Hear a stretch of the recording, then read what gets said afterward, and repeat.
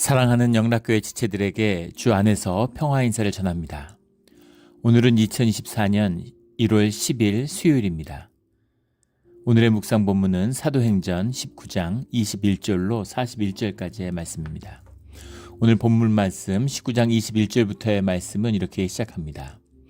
이 일이 있은 후에 바울이 마게도냐와 아가야를 거쳐 예루살렘에 가기로 작정하여 이르되 내가 거기 갔다가 후에 로마도 보아야 하리라 하고, 이 일이 있은 후에라는 건 앞절에 나왔던 그 귀신을 쫓는 축사의 사건과 관련된, 또 유대 제사장과 스게와와 일곱 아들이 관련된 그 사건을 지칭하는 것일 수도 있겠지만, 문맥적으로 보면 그 문단으로만 보면, 하지만 이 성경의 기술하는, 이 누가의 기술하는 이 문장의 구성을 보면 이 일이 있은 후에라는 게 이제 에베소에서의 사역이 2년간의 사역이 마무리되고 난 후에 이렇게 보는 것이 더 자연스러울 것 같습니다.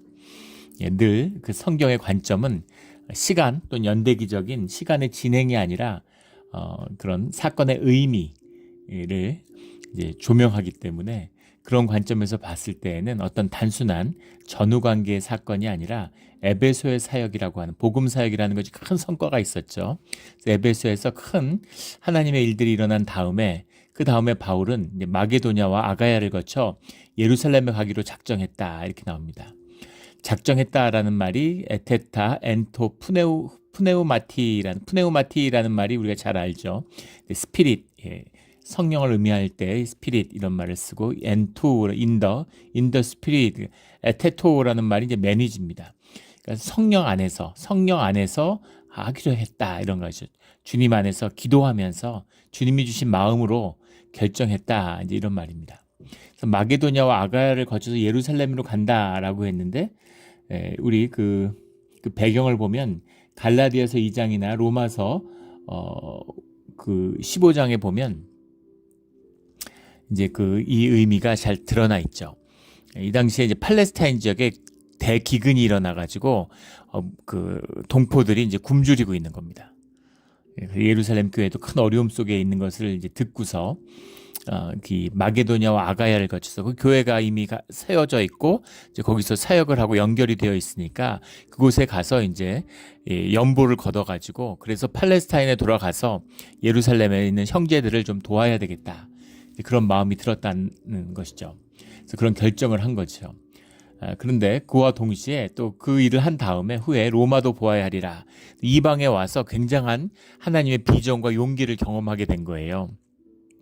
용기를 갖게 된 겁니다. 주님의 비전을 경험하면서 이방인들을 향해서, 유대인들은 오히려 복음을 거부하는 자들이 많이 있는데 이방인들이 그 복음을 받아들이고 크리스찬이 되고 이런 걸 보면서, 이방으로 가야 되겠구나, 이방인들에게 복음을 전해야 되겠구나, 주님이 인도하시는 길이구나 라는 것을 이제 보게 된 것이죠. 그래서 로마가 이제 지중해 로마 제국이니까, 로마 제국의 중심이 로마잖아요. 로마를 거쳐서 땅끝까지, 근데 땅끝이라고 하면 이제 그 스페인 이베리아 반도를 이야기하는 거죠. 땅끝까지 복음을 전해야 되겠다, 그런 결심을 하게 됐다라는 겁니다. 22절에 자기를 돕는 사람 중에서 디모데와 에라스도 두 사람을 마게도냐로 보내고, 이 누가의 초점이 지금 바울에게 맞춰져 있기 때문에 디모데에 대한 얘기가 많이 나오질 않아요. 근데 디모데가 그 자기를 돕는 사람 중에서라고 쓴 걸로 봐서 에베소의 사역 가운데 디모데가 함께했다는 걸 알 수 있죠. 마게도냐로 보내고라고 되어 있는데, 또 앞에 우리 나눈 우리 사도행전의 본문 가운데 보면 고린도 교회에서 디모데가 사역했다라는 사실을 이제 알 수 있습니다. 그런 그 마게도냐 지역에서 정확히 어떻게 왔다 갔다 했는지는 알 수 없지만은, 지금 이 시기에는 이제 에베소에 있다가, 그게 아나톨리아, 지금 터키 지방이죠. 튀르키예 지역에 이제 사역이 활발해지니까 에베소를 중심으로 해서, 그러니까 이제 사역자들, 일꾼들이 필요했겠죠. 그래서 와서 같이 다 그 일을 도왔는데, 이제 여기가 너무 이제 사역이 잘 되고 이제 번창하고 있으니까, 그러니까 이제 디모데와 에라스도는 다시 돌아가서 마게도냐에서 사역을 해라, 그리고 또 그리고 갈 테니까 좀 그걸 이제 준비하고 있어라, 이러고 미리 이제 앞서 보낸 것 같아요. 우리 디모데는 잘 알고 있는 것이고, 에라스도는 우리 그 로마서 16장 23절에 나오는 고린도 교회의 재정을 보는 그 에라스도가 아닐까. 집사 에라스도가 이 사람이 지금 마게다냐로 보내니까 같은 사람일 것이다 이렇게 봅니다. 디모데 후서 4장 20절에도 에라스도라는 이름이 나오죠. 그 디모데와 에라스도가 이렇게 마게도냐에서 사역을 하기 떠나갔다라는 겁니다. 자기는 아시아에 얼마 동안 더 있으니라. 얼마 동안 더 있었던 이유가 무엇일까? 사역이 마무리되었는데 그 사건 마무리된 사역 뒤에도 이곳에 남아있었던 이유가 23절부터 나오는 이 에베소에서의 소동 때문이었다라고 봅니다.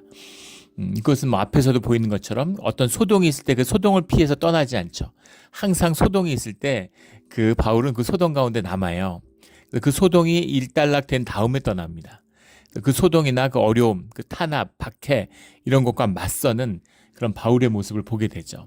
또 그곳에서 기도하고 또 형제들을 중보하고 용기를 북돋우고 그런 일들, 어려움 가운데 교회 지체들을 두고 떠날 수 없다. 그런 마음이 있었겠죠. 충분히 이제 우리가 이해할 수 있는 그런 모습입니다. 하지만 또 이제 사역의 중심이 있고 마게도냐의 중요성이 있으니까 제자들을 보내서 사역을 하고 나는 이 일을 마무리하고 가겠다 이렇게 남게 되는 거죠. 그럼 그 소동이 무엇이었느냐라고 하는 것이 23절부터 나오고 있습니다. 그때쯤 되어 이 도로 말미암아 적지 않은 소동이 있었으니 테스 호도우라는 말인데 더 웨이죠. 더 웨이. 그 길, 주님이 길이요 진리요 생명이신데 주님의 길, 주님이 가리키는 이 복음의 길, 믿음의 길, 구원의 길, 그 길에 대한 가르침으로 인해서 많은 소동이 에베소를 중심으로 일어났다는 겁니다. 24절에 데메드리오라 하는 어떤 은장색이 은으로 아데미의 신형 모형을 만들어 직공들에게 적지 않은 벌이를 하게 하더니 은장색, 은으로 만드는 장색이라는 게 장인장자에다가 이 빛색자, 색깔 색자를 쓰는 거죠. 그 색이라고 하는 것이 이제 빛인데 기가 막힌 표현이에요. 빛이기 때문에 우리가 세상을 보는 것이죠.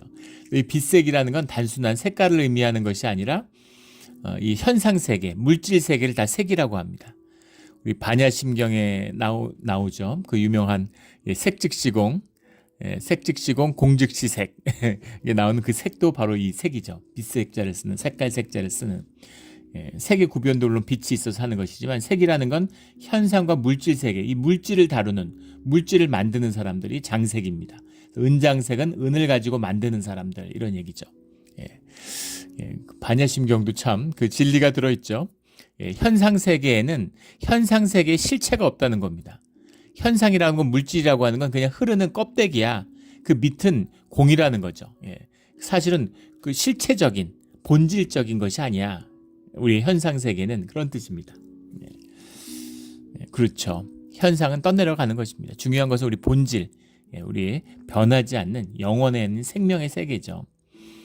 그런데 그 은장색이 은으로 아데미와 신상 모형을 만들었는데 아데미와 신상 모형을 만들었다는 것은 요즘으로 하면 데메드리오라는 사람이 있는데 무슨 반도체, 메모리 반도체, 뭐 로직 반도체, 파운드리 뭐 이런 사업을 했다 이런 얘기예요. 그 시대에 최고의 비즈니스입니다. 요즘으로 하면 이제 그거보다는 오히려 명품 사업 같은 게 더 맞을 수도 있겠네요. 세계 1, 2위의 부자를 뭐 루이비통 헤네시 그룹인가요? 그 회장이 맨날 하잖아요. 차지하잖아요. 그 뭐죠? 그 프랑스의 그 백 만드는 원래는 마구를 만들 때 에르메스 우리 한번 나눴죠. 그 에르메스 이 아폴로 신의 전령이었던 그 에르메스의 이름을 딴 원래는 말 그 장구를 만드는 회사였다 그러는데 근데 지금은 이제 명품의 상징같이 됐죠. 그 회사의 주가 총액이 삼성전자보다 큽니다.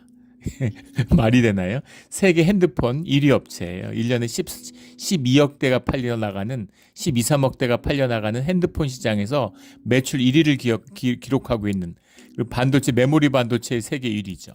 파운드리 세계 2위를 차지하고 있는 세계에서 가장 중요한 전자업체 중에 하나입니다. 그런 삼성전자의 주가보다 더 높아요.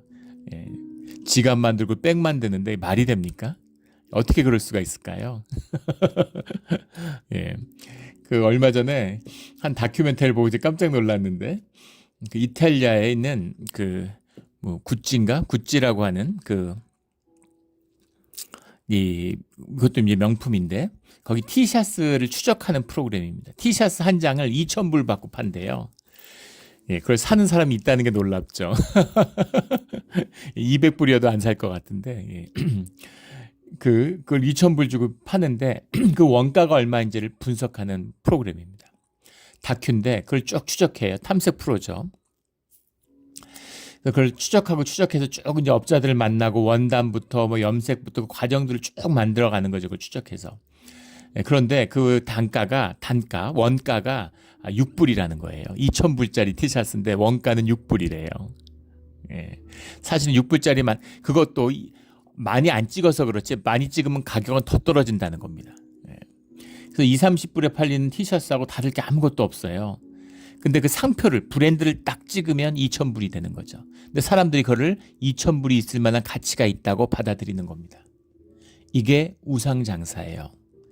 우상장사라고 하는 건 항상 동서고금 시대를 막론하고 항상 최고의 비즈니스가 우상장사입니다. 아브라함이 우상장사를 하다 왔잖아요. 그러니까 아주 잘 나가다가 온 거예요. 메소포타미아에서 정말 우상 비즈니스를 한다. 그럼 그 시대에 비즈니스의 정점에 있는 겁니다. 이 아데미 지금 우리가 보는 무슨 그 뭐 관광지에 모형 무슨 기념품, 관광 명품 이런 거 파는 장사가 아니라는 것이죠. 그 시대의 비즈니스, 이 비즈니스를 꽉 잡고 있는 가장 중심에 있는 인물이다. 이렇게 보면 되겠어요. 그런데 그 아데미의 신상을 만들어서 이 아데미의 숭배라고 하는 것 아테네죠. 우리 이 라틴어로 보면 이제 다이아나, 달의 상징이고 처녀성의 그 중심에 있는 그런 그 다이아나 숭배, 그거죠. 이 아테네 숭배라는 게 그 아나톨리아 지방에서 아주 흥행해 그리스 지역에도 있었고 한 30여 개 도시에서 이 아테네의 신전이 발굴되죠. 근데 그 중심, 그 모든 신선의 중심이고 그 시작, 그걸 뭐라 그럽니까? 본점, 원조, 원조가 바로 이제 에베소인 거죠. 에베소에서 이 아테네 숭배가 얼마나 대단했을지, 그 신전이 세계 7대 불가 사이에 뭐 가로 세로가 뭐 60m, 120m 어마어마했겠죠. 그걸 돌로 세워가지고 세계 7대 불가 사이였는데 뭐 정확히 기억은 안 나는데 그게 뭐 바다에서 이렇게 들어오면 산 위에 이렇게 세워져 있으니까 그 아르카디아라는 말이 이제 많잖아요. 그 미국이나 뭐 유럽에 가면 그 도시가 많은데 그 도시 항구서부터 아데네 신전까지 이어지는 올라가는 그 길 이름이 아르카디아 웨이였다 그러죠. 아르카디아라는 게. 그 신전에 올려다 보이는 굉장히 뭐 장엄하고 그때 뭐 고층 건물이 없으니까 그러니까 뭐 몇십 킬로 밖에서 수상해서 그 에베소에는 그 신전이 보였다고 그래요. 어떻게 저걸 지을 수 있었을까? 그래서 고대 이제 7대 불가 사이에 그 해당되는 그런 이제 놀라운 그 오버 테크닉이라고 그러죠. 그 시대의 기술을 능가하는 이제 그런 신상이었다는 겁니다. 그래서 이제 아데미의 그 신상을 만들어서 이것을 사람들이 가져다가 자기 집에서 이제 자기를 지켜주는 그 우상숭배 집에 어떤 그런 자기를 지켜주는 수호신으로 이제 이 신상을 가져가는 거죠. 은으로 만들었으니까 얼마나 비싸겠어요. 그러니까 이 신상 모형을 만들어 가지고 큰 돈벌이를 하고 있었다는 겁니다. 최고의 장사죠. 25절에 그가 그 직공들과 그러한 영업하는 자들을 모아 이르되 여러분도 알거니와 우리의 풍족한 생활이 이 생업에 있는데 직공들하고 모은 사람들 모여서 장인들이잖아요. 다 모여 앉아서 우리가 진짜 이걸 해서 이렇게 돈을 벌고 잘 살았는데 26절에 바울이 에베소뿐만 아니라 거의 전 아시아를 통하여 수많은 사람들을 권유하여 말하되 사람의 손으로 만든 것들은 신이 아니라 하니 이는 그대들도 보고 들은 것이라. 바울뿐 아니라 유대의 가르침이라는 것이 이제 우상을 이제 우상 숭배를 금하니까 우상을 계속 이제 폄하하고 비난하니까 이제 거기에 대한 폄하하고 비난하는 게 아니라 이제 본질을 알리는 거죠. 실체를 사람들이 어리석음, 잠자고 있는 걸 깨우는 거죠. 그런데 이제 이것이 아시아에 퍼져 나가니까 또 지방에 있는 사람들은 또 아데네 신전을 숭배하다가 에베소에 한번 오는 게 또 성지순례잖아요. 한번 오는 것이죠. 사람들이 와가지고 이 은으로 만든 이 모형, 이 아데네 여신상을 가져가야 되는데 이 아데네 신상은 하늘에서 땅으로 떨어졌다 이렇게 그래서 그것을 모셨다 하늘에서 내려왔다라고 하는데 기록에 보면 그 유성이 떨어진 그 돌을 가져다가 세웠다 그래요. 근데 돌이 이제 울퉁불퉁한데 그 지금도 이제 많이 발견되죠. 이 시대에 이제 그 신상들이 발견되는데 아데네 신상이 그 젖가슴이 여러 개 달린 보신 적 있을 겁니다. 구글 같은 데 찾아보면 금방 나오죠.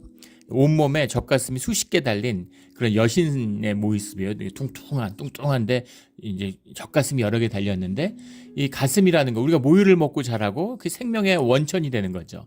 그래서 여성성과 어떤 이 양육의 신비, 여성신의 그 신비가 가슴으로 상징되잖아요. 여성성의 상징이. 그래서 가슴이 여러 개 달린 그런 아테네의 신상이 지금도 발굴이 됩니다. 돌도 나오고. 그런데 그 처음에 떨어졌을 때 그 얼룩덜룩한데 그걸 그 신상으로 이제 보이니까 이거 하늘에서 떨어졌으니까 얼마나 참 신성하고 놀라웠겠어요. 그러니까 그걸 가져다가 그 아데네 에베소에 있는 신전에다 세웠다라는 기록이 남아 있습니다. 그걸 보면서 사람들이 하늘에서 떨어졌으니까 더 말할 게 뭐 있겠어요. 그러니까 뭐 그걸 본따 가지고 이제 그 모형들을 만들어 팔아서 돈을 많이 벌었는데 그런데 이 에베소뿐 아니라 전 이 아나톨리아 반도의 아시아 지역에다가 이 우상 숭배가 거짓이라고 이렇게 가리키니까 이게 아무 그런 어떤 효염이 없다. 어떤 신기가 없다. 이렇게 얘기를 하는 것이죠. 이건 그냥 사람들이 만든 거야. 아무것도 아니야. 이렇게 얘기를 하니까 우리의 지금 비즈니스를 침해하지 않느냐 이런 거죠. 27절에 우리의 영업이 천하여질 위험이 있을 뿐 아니라 그러니까 우리가 지금 세상에 가장 귀한 서비스를 하고 있는데 인간의 어리석음은 끝이 없죠. 현재도 마찬가지 아닙니까? 아까 얘기했던 제가 그 다큐를 한번 봤는데 믿을 수가 없어요. 그 가방을 파는데 가방이 몇 억을 한다는 몇십만 불, 몇만 불, 몇십만 불 이렇게 가방을 판다는 겁니다. 소가죽으로 만드는데 어떻게 그런 가격이 나올 수가 있어요. 근데 더 웃긴 건 뭐 거기까지도 뭐 파는 사람 마음이고 사는 사람 있으면 팔릴 수 있겠죠. 그런데 파는 사람들, 사는 사람들을 심사를 한다는 겁니다. 돈이 있다고 사는 게 아니라 이 사람이 과연 그런 졸부가 아니라 우리 백을 살만한, 들만한 가치가 있는 사람인가를 한번 보겠다는 거죠. 그 우상을 만드는 거죠. 브랜드가 우상이라고 그랬잖아요. 그래서 박물관 같은 데서 이렇게 발표를 하고 우리는 예술품이다. 이거는 예술이지 프라이스리스한 건데 너희들이 너무 갖고 싶어 하니까 그래 우리가 돈 받고 그래도 이렇게 넘겨주는 거야. 이건 사실 니들이 돈으로 살 수 있는 게 아니야. 이렇게 장사를 하는 거죠. 우상 장사 아니겠습니까? 그래서 이제 온갖 폼을 다 잡는 거죠. 그래서 면담을 한대요.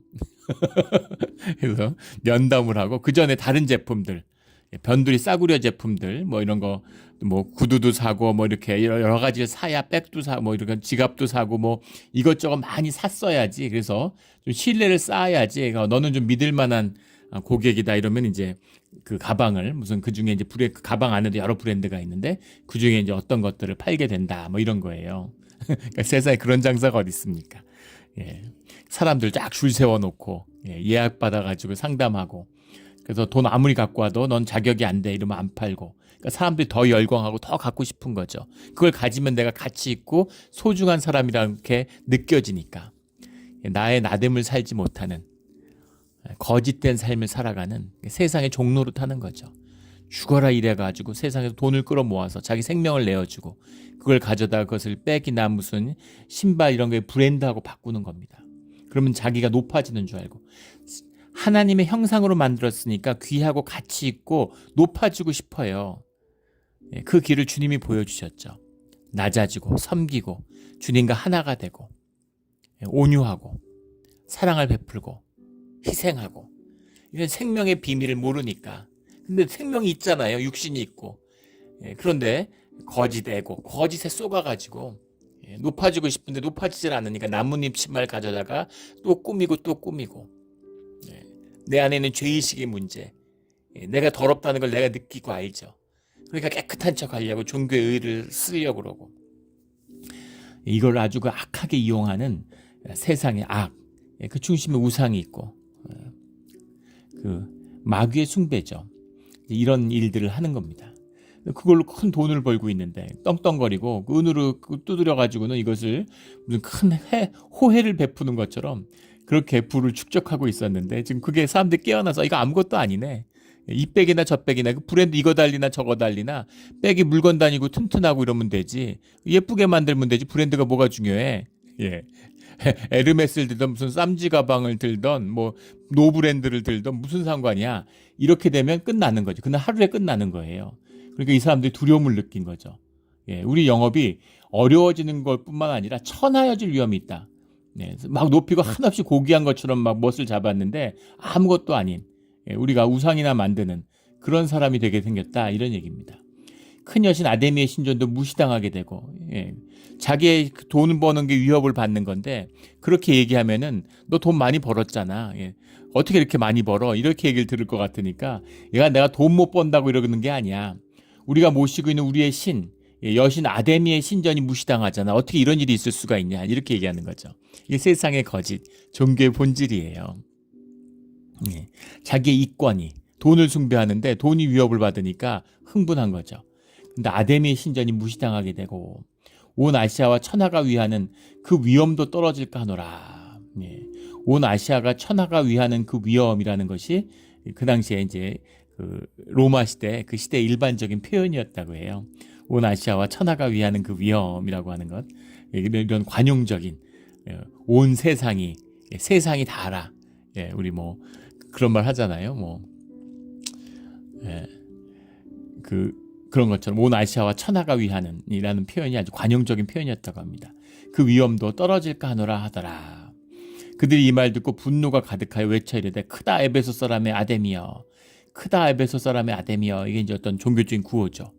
예, 알라흐 아크바르라고 이슬람들이 막 외치잖아요. 그런 거 보셨습니까? 예, 그 막 수만 명이 모여서 알라흐 아크바르, 알라흐 아크바르 하고 막 외치죠. 예, 축구장에서도 외치고, 예, 그 알라흐, 그러니까 신은 아라는 게 이제 최상급이라고 그러죠. KBR이라고 쓰는 크바르라고 하는 게 이제 위대하다, 크다라는 의미는 가장 크다, 신이 가장 크다, 신이 가장 크다 이러고 외치는 거죠. 그 종교적인 구호들을 막 이제 외치기 시작했다는 겁니다. 29절 온 시내가 요란하여 바울과 같이 다니는 마게니오 사람 가이오와 아리스타고를 붙들어 일제히 연극장으로 달려 들어가는지라. 이 연극장이 그 2만 6천 명이 들어갔다, 4천 명이 들어갔다 이러는데 어마어마한 극장이죠. 예, 그 원형 극장. 이제 거기서 뭐 재판도 하고 민회도 열고 여러 가지를 하는데 거기에 사람들이 붙들어 가가지고 일종의 이제 그 어떤 집회, 예, 어떤 소요가 일어난 겁니다. 30절에 바울이 백성 가운데 들어가고자 하나 제자들이 말리고 막 흥분해 있으니까 바울이 들어가서 그걸 이제 변론을 하려고 그러는 거죠. 바울의 그 기질과 성품을 보여주죠. 용기도 대단하고 기질이 대단한, 사람들이 눌리고 겁먹을 것 같은데 전혀 그렇지 않은 겁니다. 믿음의 사람인 거죠. 두려움이 없어요. 사람을 두려워하지 않는 이제 바울의 모습을 보는 거죠. 이 믿음의 사람입니다. 하나님을 두려워하는 자는 사람을 두려워하지 않아요. 예, 근데 하나님을 두려워하지 않는 자들은 세상의 모든 걸 다 두려워합니다. 염려와 근심으로 살아가게 되는 거죠. 이게 인간의 숙명이에요. 그래서 바울이 백성 가운데 들어가서 하나님의 제자들을 막 들어가려고 하는데 제자들이 이러면 안 된다, 위험하다고 다 말리는 거죠. 31절 또 아시아의 관리 중에 바울의 친구된 어떤 이들이 그에게 통지하여 연극장에 들어가지 말라 권하더라. 예, 그 아시아의 관리들, 바울은 로마 시민이잖아요. 그래서 로마의 지금 그 세계 지배하는 나라고 로마의 식민지인 에베소입니다. 그러니까 거기 관리들은 그 사람들이 주로 헬라 사람들이었겠죠. 헬라 사람들이든 아니면 헬라화된 유대인이었던 누구든 로마인이 소수죠. 그리고 그들의 특권층이니까 이 바울에게 상당히 이제 호의적이었을 것이다, 이렇게 짐작해 볼 수 있을 겁니다. 예, 그리고 대학자예요. 공부도 많이 했고, 예, 또 이 헬라의 교양과 유대인 중에서는 또 유대의 교양을 다 갖추고 있지만 그걸 갖춘 대학자니까 누구든 대화를 하면 바울이 보통 사람이 아니구나. 거기다가 로마의 시민도 갖고 있고 이러니까 우호적인, 예, 이제 그런 관계들을 가지고 있었을 거라는 걸 짐작해 볼 수 있겠죠. 근데 그것보다 더 중요한 것은 복음을 전파하고, 예, 그 기독교의 공동체를 세워가는 과정이잖아요. 믿음으로 연결되고 믿음의 눈으로 소명 가운데 바울을 소중히 여기는 사람들, 이제 그런 사람들이 바울을 도와주는 거죠. 앞에 나가서 핍박을 받고 이러지 못하지만 바울을 돕는 손길들이 있었을 것이다 하는 겁니다. 그 사람들이 가지 말라고, 지금 가면 갈 수 있는 상황이 아니다. 집단의 어떤 광기, 사람들이 모두 악하기 때문에 사람들의 그 악을 우리가 의식적으로 누르고 있죠. 같이 살아가야 되니까. 근데 사람들이 모이면 그 의식이 약화돼요. 그 사람들이 연결되는, 영이 원래 하나고 인간이 하나였기 때문에 그 영이 하나니까 사람들이 모이면 연결되는 그런 것 속에서 굉장한 그 기쁨과 희열을 느낍니다. 예. 그 사람들을 자꾸 종교단체나 종교집회에서 모으려고 그러죠. 교회도 그런 일을 합니다. 왜 사람을 모으려고 그럴까요? 예, 우리 몇십 명이 모여서 찬양하는 거하고 몇백 명이 모여서 찬양하는 것, 몇천 명이 모여서 찬양하는 거에 느끼는 감동이 다릅니다. 뭐 굳이 종교 집회를 얘기할 것도 없어요. 예, 축구장 한번 가보시면 축구장에 가서 수만 명이 막 함성 지르고 이러면은 막 뭐라 말할 수 없이 가슴이 뛰고 왜 축구장 가가지고 그걸 그렇게 따라다니고 막 그럴까요? 사람이 하나 돼 있는 자기가 응원하니까 그 팬들끼리 마치 하나가 된 것처럼 페이크죠. 절대 하나 된 거 아니죠. 그런데 하나가 된 것 같은 느낌을 느끼는데 그게 인간이 경험하고 싶은 가장 원초적인 그런 체험이고 우리의 그 원체험입니다. 그걸 느끼고 싶고 경험하고 싶은 거예요. 거기서 종교가 나왔잖아요. 호모 릴리지쿠스라고 하는 본질적인 것입니다. 그래서 막 그 축구장이던 뭐 그 미식축구 경기, 아메리칸 풋볼 이런 경기 한번 보십시오. 우리 동네 고등학교에서 팀들끼리 붙어도 동네가 난리가 납니다. 동네 축제죠. 사람들이 하나 됐다는 걸 확인하는 자리예요. 그걸 미국에서 미식축구가 하는 거죠. 그래서 경기하기 전부터 모여가지고 막 불 피워가지고 뭐 핫도그 이런 거 구워 먹고 햄버거 구워 먹고 막 그러잖아요. 사람들 이야기하고 경기를 뭐 어떻게 하든 상관이 없어요. 예. 사실은 1920년대 심지어 60년대에도 법적으로 그 풋볼을 금지하려고 했었답니다.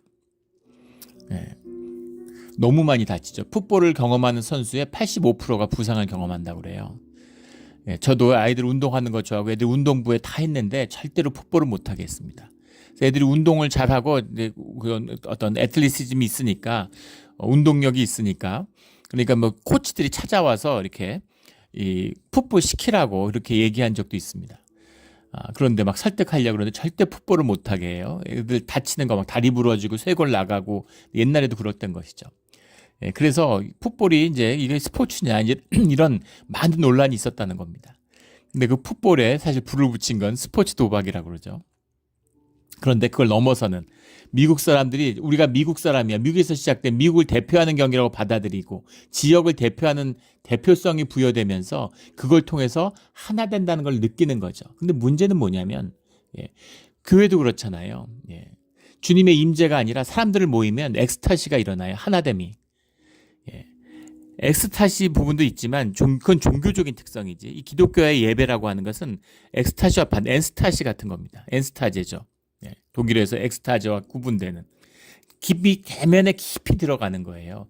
주님과 합일하는 사람들이 모여서 하나됨으로 주님 앞에 나왔지만 그 예배 가운데선 깊이 내 내면으로 들어가서 내 심령 가운데 주님을 만나는 주님의 말씀과 음성과 계시를 경험하는 그것이 이 기독교의 예배입니다.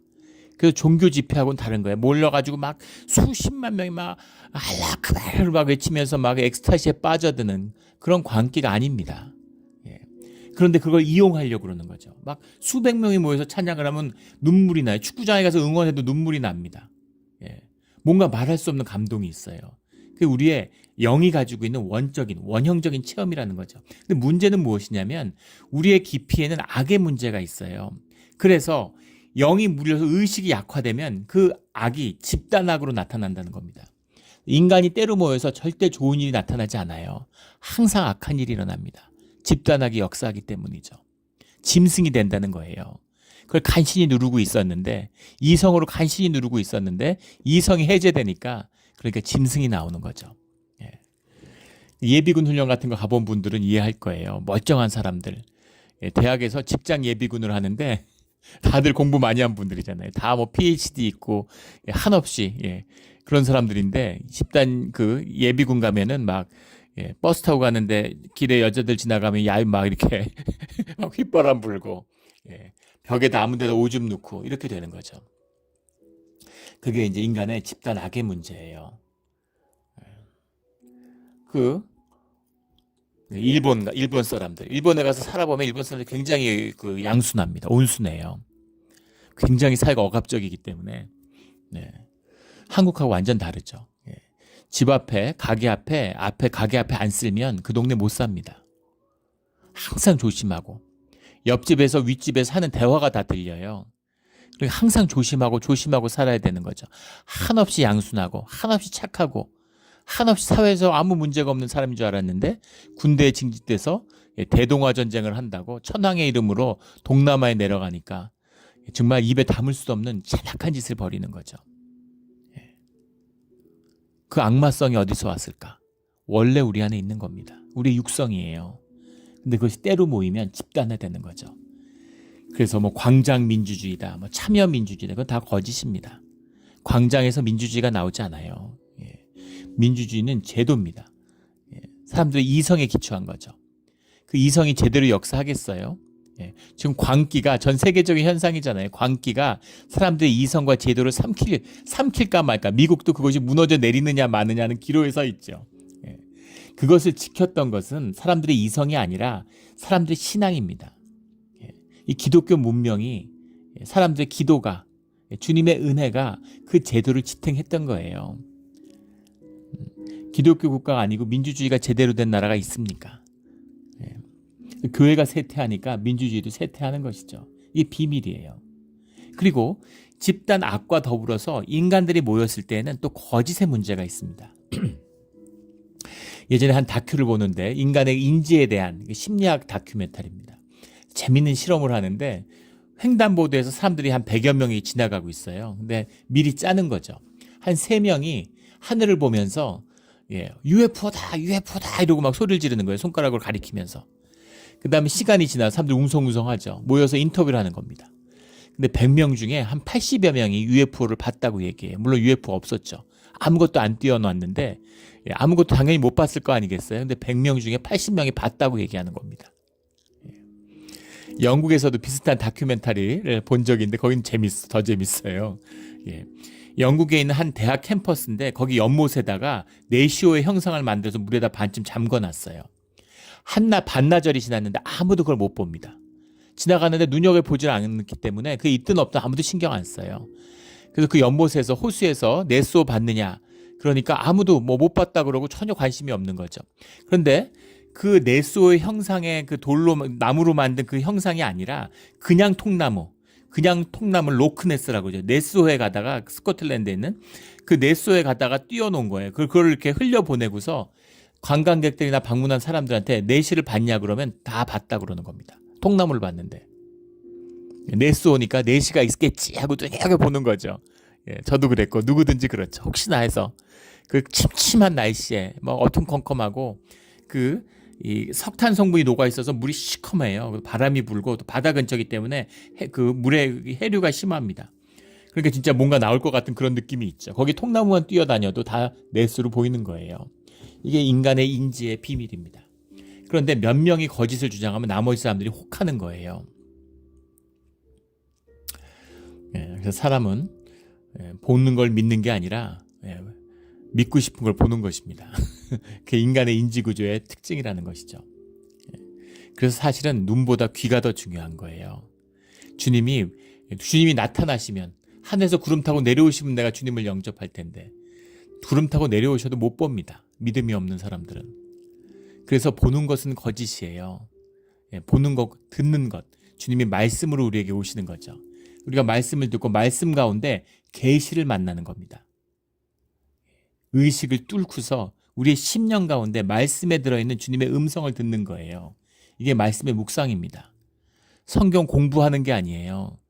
이게 기독교가 타락하니까 또 이성주의가 모더니즘이 극성을 부리니까 성경 공부하는 게 무슨 묵상하는 거고 그게 신앙인 줄 압니다. 물론 성경을 공부하면 유익이 있고 도움이 되죠. 근데 무슨 성서학자가 아니잖아요. 무슨 뭐 동아시아 학자 무슨 그런 학자들이 아니잖아요. 무슨 인류학자가 아니잖아요. 그거 알아서 뭐 합니까? 이게 성경에 이 소아시아에 있었던 이 유대의 기록을 수천 년 전 기록을 읽는 게 무슨 의미가 있어요? 이 가운데 전해지는 하나님의 뜻을 만나는 것이 의미가 있는 것이죠.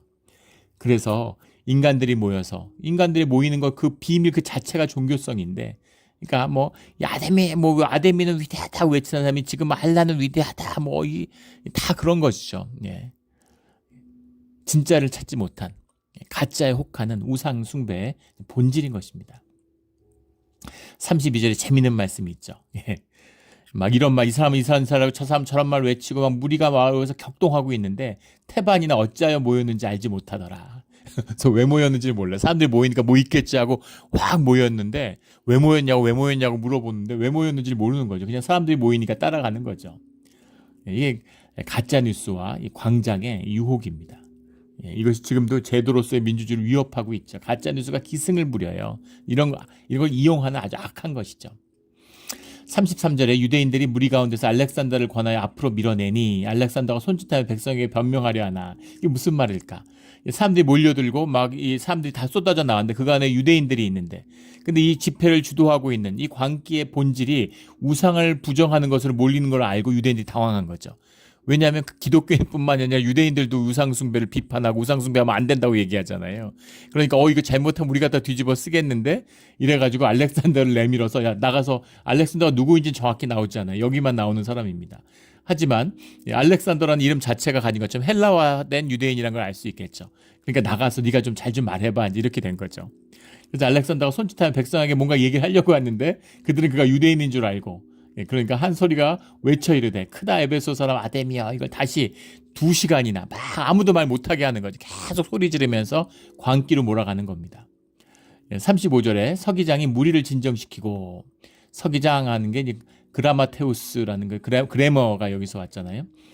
그 이제 기록을 하는 서기가 문서를 다루기 때문에 항상 중요하죠. 공산당들이 이제 서기장 이런 걸 쓰는 것처럼 교회에서도 당회 서기, 노회 서기, 서기가 총회 서기가 제일 중요합니다. 서류로 일을 하기 때문에 문서를 다루는 행정일을 다 하는 그런 사람이죠. 사무총장 뭐 이런 거죠.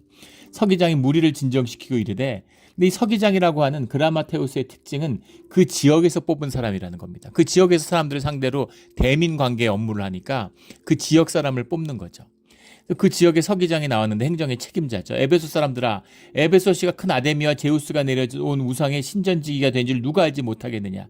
야, 에베소 아데미가 크다는 걸 누가 모르고 에베소가 아데미 숭배의 중심인 걸 누가 몰라, 이런 얘기인 거죠. 이 일이 그렇지 않다 할 수 없으니 너희가 가만히 있어서 무엇이든지 경솔히 아니하여 하리라. 서기장이 충격을 받은 거예요. 이 로마의 지배하에 있는데 통치자의 식민주의자들 눈에 보기에 제일 나쁜 게 뭐겠어? 사람들이 모이는 겁니다. 독재자, 권력자의 눈에는 사람들이 모이는 게 제일 싫어요. 모이질 못하게 하는 거예요. 중국에서 아주 인권 탄압이나 이런 게 심하잖아요. 독재 국가니까. 그러니까 하여간 또 IT 기술이 발달하니까 안면 인식을 하고 10,000명 중에서 있는 사람 1명도 잡아낸다고 그러죠. 그런 거에 또 심혈을 기울여 투자를 하겠죠. 그래서 인권 탄압이 심한데 뭔가 항의를 못하게 하는 거예요.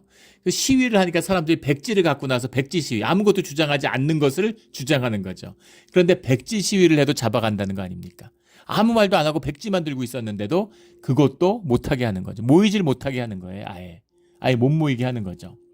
그런데 지금 식민 지배 아래서 자치권을 유지하고 있는데 사람들이 수만 명씩 모여서 몇 시간씩 막 소리 지르다가 갑자기 이것이 로마를 타도하자 뭐 이런 식으로 가면 어떻게 되겠습니까?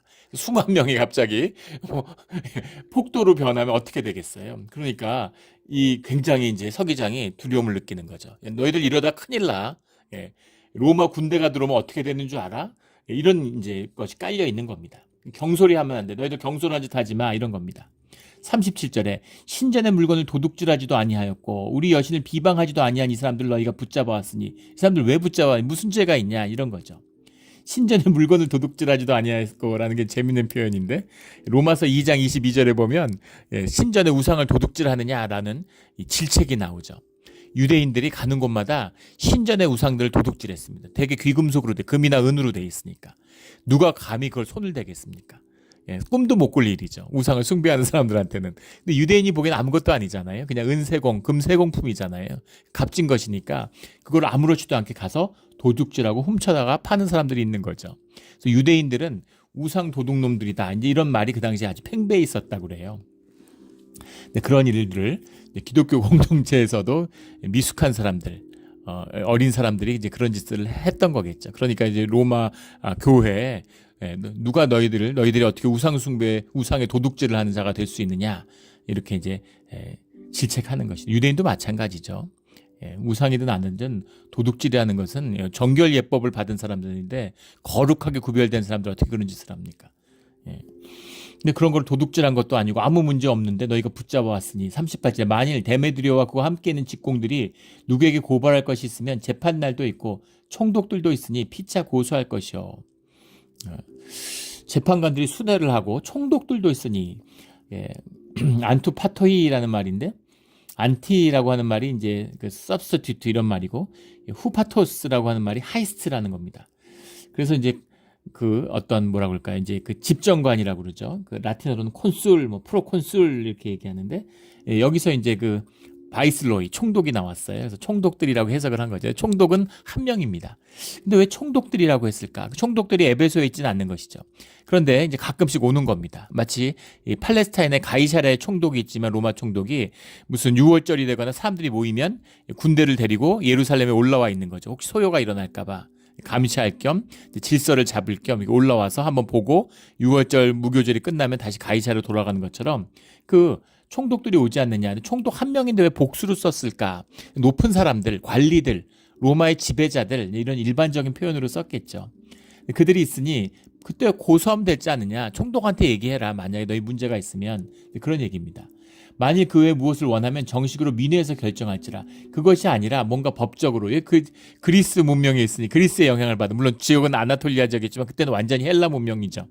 그러니까 이제 너희들이 법으로 고발을 해서 재판을 하던가 아니면 총독한테 얘기를 하던가 아니면 민회에서 법을 만들든가 해야지 아무나 이렇게 데리고 와서 린치를 가하고 너희들 이런 짓 하면 법을 어기고 흐트러뜨리면 큰일 나.